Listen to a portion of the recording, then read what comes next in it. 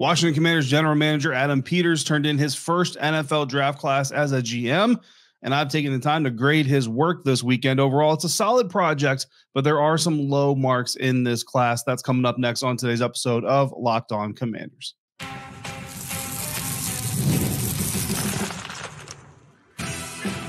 You are Locked On Commanders, your daily podcast on the Washington Commanders. Part of the Locked On Podcast Network, your team every day. And welcome into this post-NFL draft episode of Locked On Commanders, your daily podcast covering the Washington Commanders, part of the Locked On Podcast Network, your team every day. Thanks so much for making Locked On Commanders your first listen of the day every day. Don't forget that you can subscribe for free on YouTube or wherever you're listening to this podcast, and you can continue this conversation with me by becoming a Locked On Commanders insider. Go to joinsubtext.com/LockedOnCommanders today. Sign up, and from there, you'll get news, analysis, one-on-one conversations with me, and bonus content delivered to your phone via text message. No hashtags, no apps, no filters. Just you, just me, texting back and forth during things like NFL draft weekend. So lots of cool stuff going on over there. We've got film studies of every single draft prospect coming up in the coming days and weeks. Become a Locked On Commanders insider at joinsubtext.com/LockedOnCommanders and text me today. Also got a really cool idea from my boss, Ross Jackson, over at Locked On Saints that we might be incorporating here to the insider program very soon. So more on that as we get closer to doing it. I am David Harrison, credential member of the media covering the Washington Commanders for Sports Illustrated's CommanderGameDay.com. Here with you every Monday through Friday, along with our everydayers. And as always, everydayers, always appreciate your continued support for the show. Today's episode is brought to you by Monopoly Go. I admit that I've got a competitive side, and that side of me is a big fan of Monopoly Go, the mobile hit twist on the classic Monopoly game. Join your friends, download Monopoly Go now for free on the App Store or the Google Play Store. Google Play or Google Play Store. I'm not really sure. I don't use Google Play. On today's episode, we're going to take a look at what I might have done differently in the NFL draft if I was in Adam Peters' highly pressurized shoes, like a certain second-round pick or third-round pick that I may have changed. And, of course, that would have changed some things moving on from there. But first, we're going to start off by grading the Washington Commanders NFL draft class. Now, generally speaking, well, here, overall, I give the Adam Peters first draft class as a general manager of the Washington Commanders a B, which is a solid grade, right?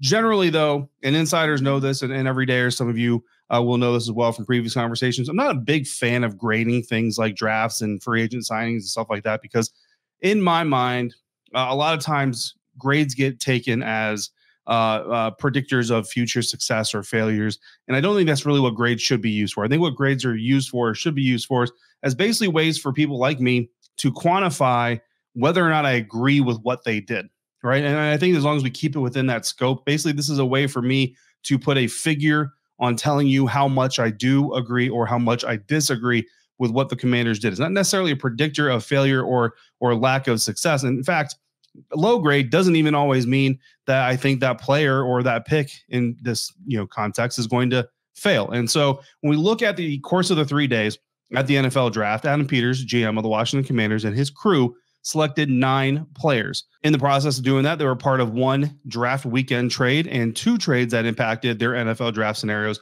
altogether. Of course, the trade sending quarterback Sam Howell to the Seattle Seahawks resulted in Washington moving up from the 4th to the 3rd round and up again from the 6th to the 5th round, sent Sam Howell to Seattle. That obviously impacted the NFL draft, but happened before NFL draft weekend. The second trade that happened and the one that happened during the NFL draft resulted in Washington moving back in the 2nd round to gain another 2nd round pick, but also giving up one of their 3 third-round picks and moving back a little bit in the 5th round. Ultimately, the Commanders ended up with 9 picks, but didn't add any 2025 NFL draft capital, which honestly was a little bit surprising. I thought Adam Peters would covet a little bit of future draft capital. And look, perhaps he tried to get future draft capital, 2025 draft capital specifically, and perhaps those teams just weren't willing to give that up. That's certainly a possibility. So not like a massive letdown or disappointment, but certainly something that I expected to maybe happen. If there were multiple trades, I would have told you there was a high probability of Adam Peters collecting future draft capital in at least one of those trades. So 9 players taken. Again, we're going to go through all of these guys here in just a moment. We're going to break them down. But here, generally speaking, for the draft class, 1st round quarterback, Jayden Daniels, I'm giving that an A. 2nd round pick, defensive tackle, Johnny Newton out of Illinois, I'm giving that an A. 2nd round cornerback Mike Sainristil out of Michigan, I'm giving that a B. And everydayers, you might be a little surprised by that one, but we're going to talk about this. Trust me. Second round tight end Ben Sinnott, I'm giving out of Kansas State. I'm giving a C. Third round offensive tackle Brandon Coleman out of TCU. I'm giving a C. Third round wide receiver Luke McCaffrey out of Rice. I'm giving a C. Fifth round linebacker Jordan McGee out of Temple. I'm giving a B. Fifth round safety Dominique Hampton out of Washington gets a C for me. Seventh round edge Javonte Jean Baptiste gets a B for me. And the overall draft class is a B. That comes in, if you do the math average, it comes in below the 3 threshold. That would be basically a B threshold.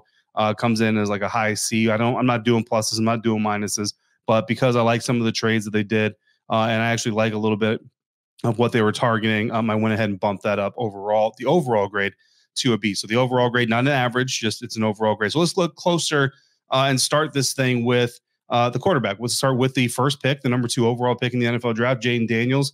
That gets an A. And everydayers, you're not going to be surprised by that. Jayden Daniels is the guy that I've been talking about. We've been talking about as the quarterback for the Washington Commanders here at number 2 for a good month or more. Dan Quinn wants to be aggressive.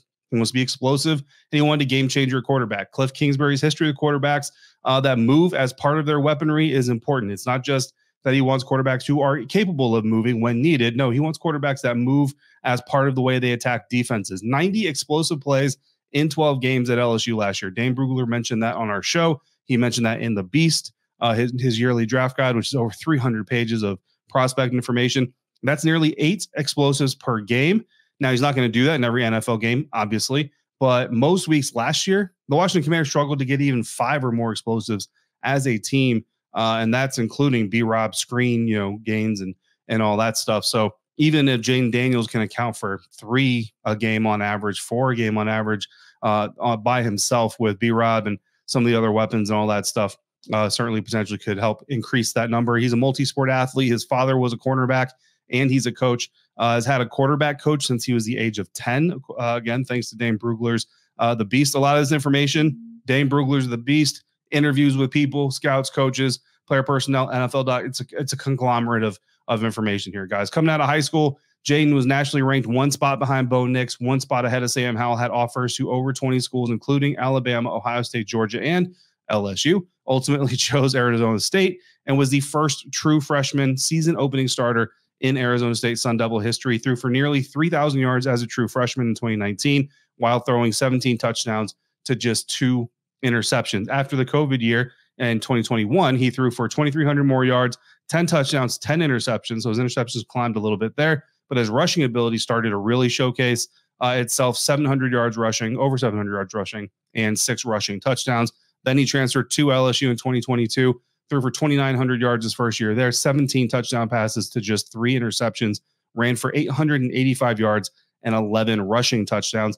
And of course, that all led into his Heisman Trophy winning season 2023, where he threw for 3,800 yards, 40 touchdowns to just 4 interceptions, while rushing for over 1,100 yards and 10 touchdowns. Scouts call him slithery. New teammate Dominique Hampton recalled playing him while he was with Washington and Jayden was with Arizona State, called him slippery. So synonyms, most likely. Many scouts on the NFL and NFL personnel said he's got the best deep ball in the NFL draft. Sat out LSU's pro game or bowl game and the Senior Bowl to get ready for the NFL. Again, we're going to do a deeper dive of Jayden coming up in the next few days. But as we review the draft class as a whole, this is the quarterback that Washington was describing all offseason. And honestly, I think he's a better fit for what the Commanders have going on today. The number 1 overall pick, Caleb Williams, would have been had he been available. Grading the rest of the draft class, telling you why they each got their grades that they did from me, my personal evaluation of how much I do or don't agree with each individual pick. Coming up next on today's episode of Locked On Commanders, part of the Locked On Podcast Network, your team every day. It's playoff time in the NBA and the NHL. Baseball is in full swing, and FanDuel is your place to bet on every single game. Today's episode of Locked On Commanders is brought to you by FanDuel, America's #1 sportsbook. And right now, new customers, you get $150 in bonus bets guaranteed. That's $150 whether your bet wins or loses. Bet on everything from slap shots to home runs to slam dunks, all on an app that is secure, safe, and easy for you to use. Monday night, the Boston Celtics are 10.5-point favorites to beat the Miami Heat, and the Oklahoma City Thunder are 4.5-point favorites on the road against the New Orleans Pelicans as they try to complete the sweep of New Orleans in the first round. The Los Angeles Lakers staved off being swept by the Denver Nuggets out of the first round, but they're still minus 5,000. The Nuggets, that is, are still minus 5,000 favorites to win the first round series against the Los Angeles Lakers. So what are you waiting for? Visit FanDuel.com/lockedon and make your first bet an automatic win. FanDuel, America's #1 sportsbook. Today's episode of Locked On Commanders also brought to you by Game Time, an authorized ticket marketplace of the NBA, which makes getting playoff tickets even faster and easier. Prices on the Game Time app actually go down the closer it gets to the tip-off. With killer last-minute deals, all-in prices, views from your seat, and their lowest price guarantee, Game Time takes the guesswork out of buying your NBA tickets. There's no postseason basketball in DC this year, but you could have gotten Caps playoff tickets, hockey playoff tickets, as low as $41 about an hour and a half before puck drop on Sunday night. Last minute deals will save you up to 60% on last minute tickets to sports, concerts, comedy, theater. Flash deals can save you even more with exclusive in-app deals that you can get right there. So take the guesswork out of buying tickets with Game Time. Download the Game Time app, create your account, use the promo code LOCKEDONNFL for $20 off your first purchase. Terms apply. Again, create your account, redeem the code LOCKEDONNFL to get $20 off. Download the Game Time app today. Last minute tickets, lowest price guaranteed. Thanks again for making Locked On Commanders your first listen, your first view today and every day, everydayers. Make sure you come back tomorrow. We're going to start diving deeper into this year's NFL draft class, and we're going to start right at the top, man. Jayden Daniels, quarterback out of LSU. We're going to have a nice little bit of a deeper conversation about him. Are you watching Fox Sports or ESPN on your television all day long? Do you have to turn down the volume when all the shouting begins? Well, make the switch to Locked On Sports today, a free 24/7 sports streaming channel programmed for you every day to bring you the biggest stories without all of the screaming. Locked On Sports Today brings you can't miss analysis, opinions, and news streaming 24/7 on YouTube or the free Amazon Fire TV channels app, part of the Locked On Podcast Network, your team every day. Moving on now in our draft grades and breaking down why each player, each pick got the grades that they did again from me. And we're going to pick right back up with second round pick, the first second round pick by the Washington Commanders, defensive tackle Johnny Newton out of Illinois. And Johnny is getting an A from me. Johnny originally committed to Maryland, but flipped to the Illinois Fighting Illini before the pandemic season began. Played 8 games in his first season, 1.5 sacks in 2020. Started in 2021 with 3 sacks and 50 tackles. In 2022, kicked that production up to 5.5 sacks and became a first-team All Big Ten member. Could have transferred to almost anywhere, but stuck it out with Illinois. Became a Big Ten, or the Big Ten Defensive Player of the Year in 2023, I should say. And added 7.5 more sacks to his resume. He's best suited as a 3 in the B gap, but he does come from a hybrid front defense with Illinois. I think that is kind of important here. I think that's a little bit of an underrated factor of Johnny Newton and his game, because when you look at the Washington Commanders defense, you look at what the Dallas Cowboys defense looked like under Dan Quinn, under Joe Witt Jr., and basically you're looking at a unit that can kind of match up with anything the offense is bringing. And I think that's a big intention point for this team in 2024. And again, we'll talk more about Johnny Newton and the Washington Commanders defense as we get through more of the offseason. Moving on now to the next second round draft pick that the Washington Commanders made, cornerback Mike Sainristil out of Michigan. And I gave him a B. And again, everydayers might be a little bit surprised by this because I've been ranting and raving about Mike Sainristil all offseason long, but I'll get to why I gave this pick a B. It's not Mike that I gave a B. It's this pick that I gave a B. But Mike is hands down the best nickel in the class. He's a former receiver with great ball skills. Adam Peters said at Michigan's pro day that Sainristil was arguably one of the best guys out there running routes after he did his own drills. So that's pretty impressive. Intense football guy. Talking to him on the Zoom after he got picked, some of the general questions like, hey, did you know Washington was going to take you? Hey, how'd you feel like the process went, all that stuff. But as soon as you got a ball question into him, you could kind of see the tenor and the mood kind of change, and the intensity and Mike picked up just a little bit. The only knock on this pick for me, why this is a B, and again, and that's, I think, is another thing to remember, that this isn't necessarily me grading the player. It's, again, grading the pick itself. So there's more than just what I think of the player involved in giving these grades. As it tells me that Quan Martin's a free safety. And personally, I think Quan Martin would be better off as a nickel corner, but I don't think it's smart football to spend a second round pick. And I know that this, Adam Peters wasn't here last year to do that, but you have a second round pick, nickel corner, in Quan Martin. You bring in another second round nickel corner one of them's got to be a backup unless one of them's a free safety. Mike Sainristil is not a free safety, so Quan Martin would have to be a free safety. I just don't know how much I like that. Again, in the regrades, if Quan Martin turns out to be a really solid or better free safety, then you know what I mean. We'll change that in the regrades whenever that time comes. But just for now, that's kind of why I knock it down from an A to a B. But I love Mike Sainristil, right? Just love me some Mikey Sainristil. So no beef there. Second round pick, tight end Ben Sinnott out of Kansas State gets a C. Ben Sinnott is a multi-sport athlete who first fell in love with hockey. Didn't want to play football unless he hit someone. That, according to Dane Brugler's The Beast. Lots of interesting information in The Beast, guys. You should definitely read it if you haven't already. Sinnott went unrecruited. He was a no-star athlete coming out of high school. Walked on at Kansas State in 2019 as a fullback. Earned his scholarship ahead of the 2021 season. So when Adam Peters says he kind of reminds him of like Kyle Juszczyk, George Kittle, well, there's your fullback tie right there. Made first team All Big 12 in just his second full season. Again, walk on to first team All Big 12. That is incredibly impressive. Love the grind and physicality that Ben Sinnott has presented in tape just from what I've been able to watch so far. I thought Washington needed to go elsewhere with the pick. That's the bottom line here. Definitely expects it to challenge me in the regrades. And I certainly hope that, and what happened after Ben Sinnott is really going to depend on how I feel about this pick just in general. But no shade to Ben, right? I love the player. I just thought they should have gone tackle.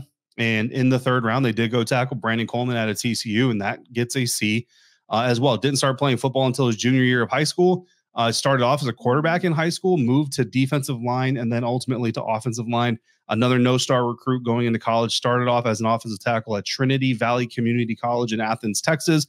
Became a 3-star JUCO athlete and chose TCU over Florida State, Houston, and Missouri, among some other schools.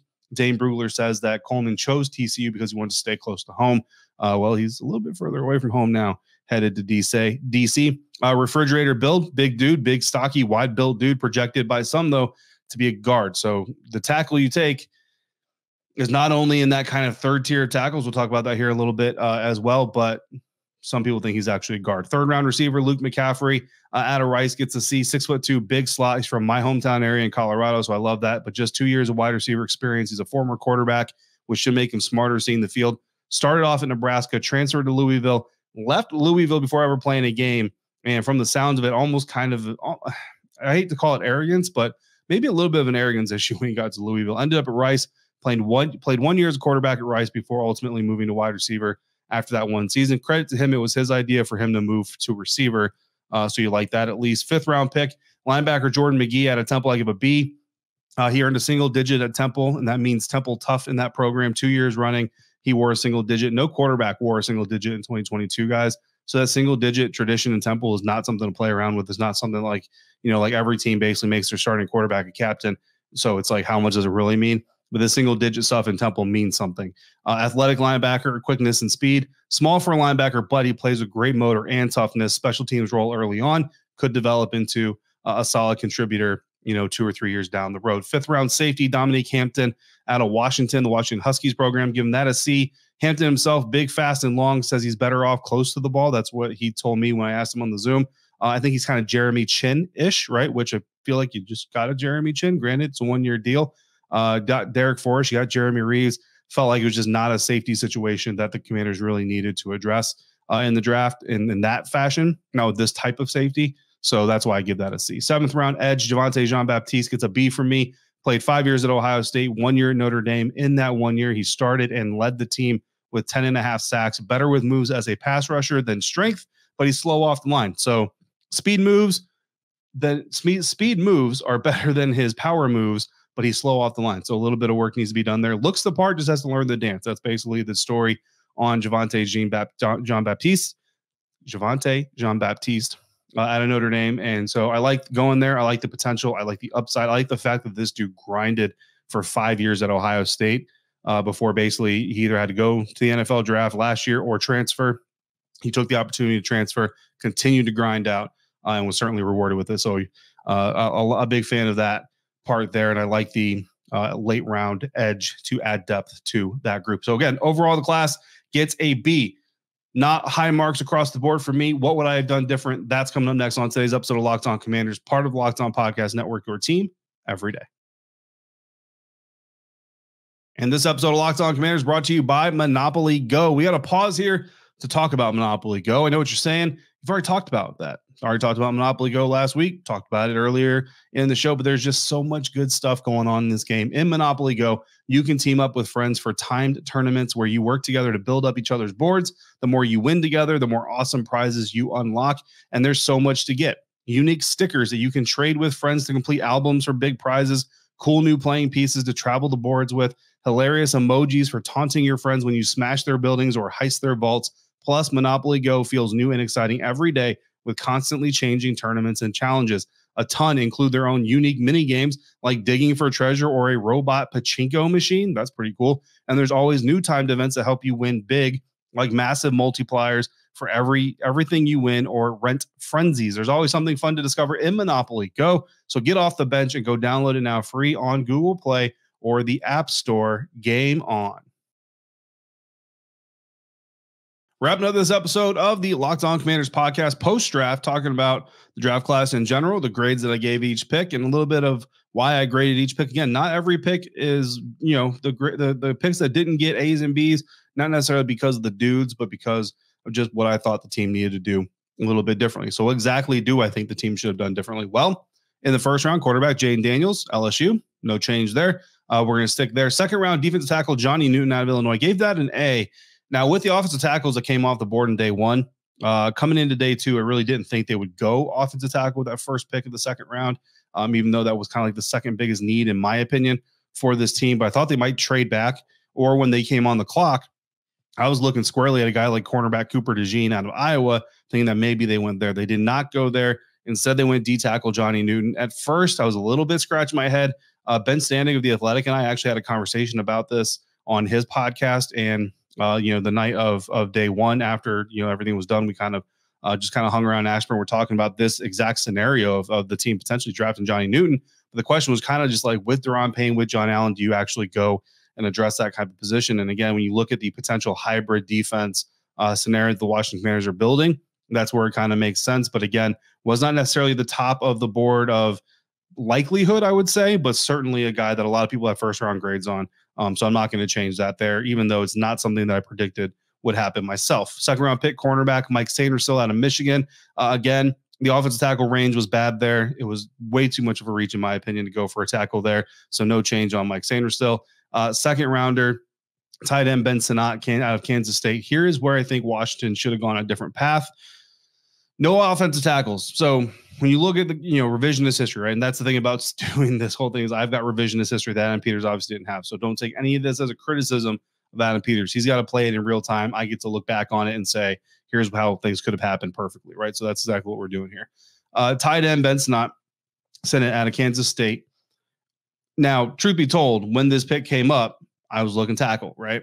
So that is not revisionist history. But when you look at what happened, no tackles came off the board between the Commanders selecting Mike Sainristil at number 53 and this pick where they took Ben Sinnott coming up in the second round. The top tackle on the board at the time that they took Ben Sinnott was Patrick Paul out of Houston. And forget the family ties and the storyline, all that. So it's great. Don't get me wrong. Great for social, great for the website, all that stuff. But Patrick Paul, a true left tackle, the best rated left tackle, one of the top guys in that quote unquote second wave of offensive linemen. A lot of people looked at Jordan Morgan as that guy, but he was already gone, obviously. So when we look at the actual draft, you have your first wave on day one.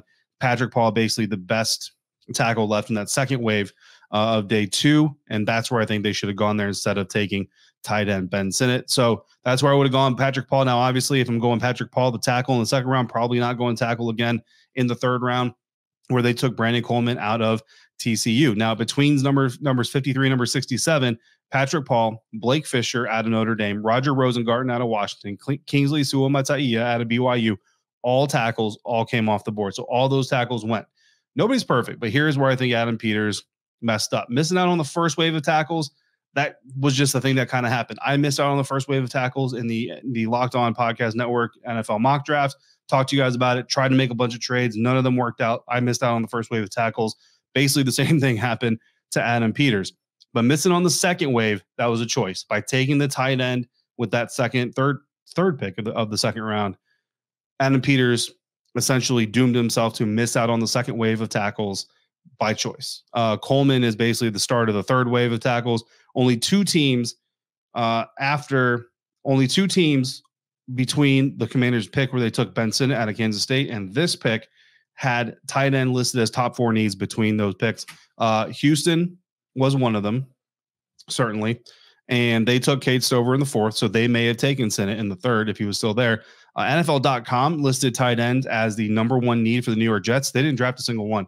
Washington should have taken either Paul Fisher, Rosengarten, or Suamataia, and gotten potentially tight end Tip Raymond out of Illinois, Jatavian Sanders out of Texas, Theo Johnson out of Penn State, Eric All out of Iowa, A.J. Barner out of Michigan, Cade Stover out of Ohio State, or Jared Wiley out of TCU, where they took Brandon Coleman. I actually probably would have gone linebacker Junior Colson out of Michigan after getting a tackle. And then with the pick that they spent on wide receiver Luke McCaffrey, I would have gone tight end there, probably either Eric All out of Iowa or Cade Stover out of Ohio State. Now you move on to the 5th round. Obviously, if I go linebacker in the 3rd with Junior Colson out of Michigan, I don't need to go linebacker in the 5th where they got Jordan McGee. So there I'm eyeing a guy like maybe wide receiver Johnny Wilson out of Florida State. He actually ended up going in the 6th. So if I'm looking for someone who actually went around the range where the Commanders took McGee, then I'm looking at a guy like Kansas edge Austin Booker or Missouri cornerback Chris Abrams-Drain, a perimeter cornerback that the Commanders did not address in the NFL draft. 5th round, safety Dominique Hampton out of Washington. I actually wanted in real time, I wanted Washington to take Texas tackle Christian Jones at that position. You know what I mean? See what he can turn into for your team. Even if you're double dipping on the offensive line, go ahead and do it. So I'm going to stick with that opinion. Or maybe you go Johnny Wilson here. I mean, he was still on the board and he didn't get drafted till later. USC's Brendan Rice was also available. I know a lot of Commanders fans liked him a little bit. He didn't go till number 225 in the 7th round, which is after the Commanders picked in the 7th round and they took edge Javonte John Baptiste. So maybe in the 5th, you go with the edge, and then the 7th, you come back, you get Brendan Rice, a combination of that. So that's some of the stuff that I would have done differently. Again, I have the advantage of having the entire board laid out in front of me, knowing what's going to happen, what's not going to happen. Adam didn't, but there were a couple spots there. Like I said, you know, when Ben Sinnott came up, wanted to tackle. When they went and got Brandon, even with Brandon Coleman, still when they went ahead and drafted Dominique Hampton in the 5th round, I wanted them to go after a lineman and Christian Jones. So, you know, just a few things that I can tell you, even in real time, I wanted to see them do. But some of this is obviously revisionist history with the context there. So take it with a grain of salt. But that is our breakdown of the entire draft class. From here, we are going to get into the bits and pieces, deep dives on individual players, individual position groups, starting tomorrow with quarterback Jayden Daniels. In the meantime, if you've got questions or comments, just throw them down in the YouTube comment section. Text me directly by becoming a Locked On Commanders Insider at joinsubtext.com/Locked On Commanders. Don't forget to check out Locked On Sports Today, first ever 24/7 live streaming sports channel on YouTube. And as always, thank you for making Locked On Commanders your first listen or view today and every day. Everydayers, thanks for coming through on a regular basis like you do. Until we speak again, if you're out and about, please be safe, be kind, and I'll see you next time for another episode of Locked On Commanders, part of the Locked On Podcast Network, your team every day.